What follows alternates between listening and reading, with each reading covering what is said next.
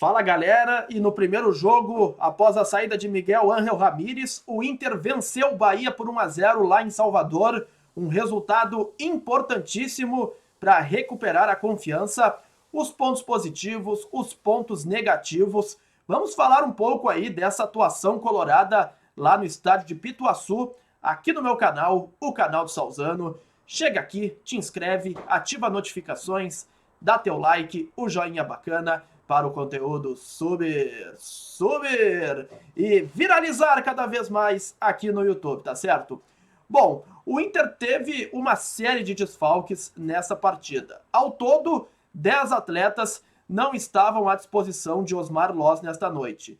Casos, por exemplo, do Marcelo Lomba, do Saravia, do Bosquilha, do Pedro Henrique, entre outros.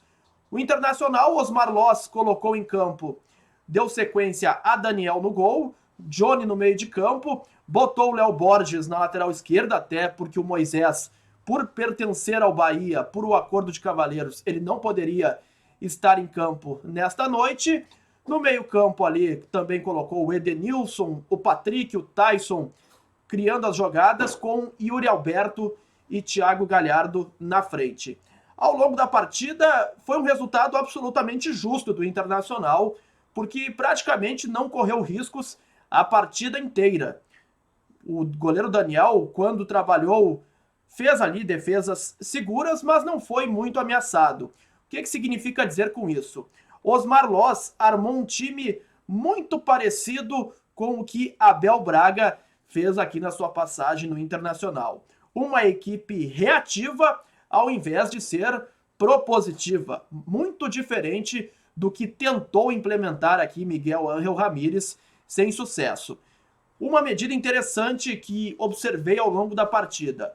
O Inter parou com aquele Deus nos acuda de sair jogando, tocando a bola desde o campo de defesa. Até porque não tem jogadores com essas características. Então, quando os jogadores do Bahia faziam uma marcação-pressão mais forte, os zagueiros, tanto o Lucas Ribeiro e o Cuesta, davam bico para frente e se desfaziam da bola até com uma certa rapidez.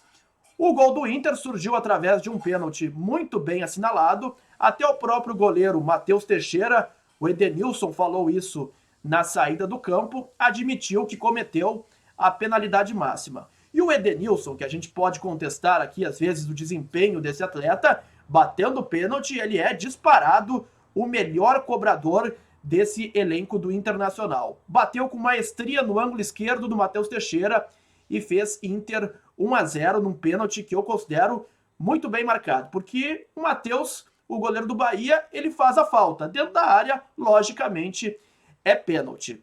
Veio o segundo tempo e aí o Inter também marcando muito à frente em vários momentos da partida, teve chances aí em contra-ataques também para ampliar o marcador, especialmente com Yuri Alberto em 2 oportunidades, mas acabou não convertendo.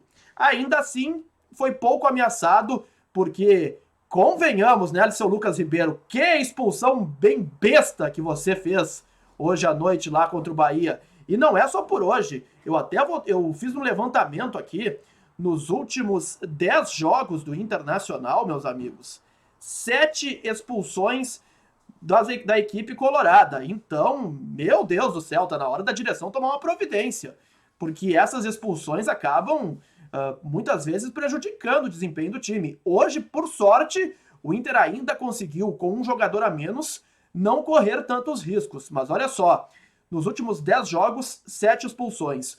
Yuri Alberto contra o Olímpia lá no Paraguai. Aliás, este jogo foi o último de bola rolando que o Inter fez, então isso preocupa e preocupa bastante. E o Yuri Alberto no Grenal, naquele lance com o Rafinha. O Pedro Henrique diante do Fortaleza. O Vitor Hugo, que estava na reserva, goleiro também contra o Fortaleza. Pedro Henrique contra o Sport Recife. O Bosquilha também diante do Sport. Na verdade, o Pedro Henrique e o Bosquilha contra o Vitória na quinta-feira. Até peço perdão aqui. E o Lucas Ribeiro hoje diante do Bahia. Então, atenção, presidente Alessandro Barcelos, vice de futebol João Patrício Hermann, executivo Paulo Brax. Tá na hora de cobrar forte os jogadores por essas expulsões bestas aí, principalmente hoje do seu Lucas Ribeiro, né? Por favor, né? Por favor. Não pode deixar o time na mão dessa forma. O que eu gostei no Inter?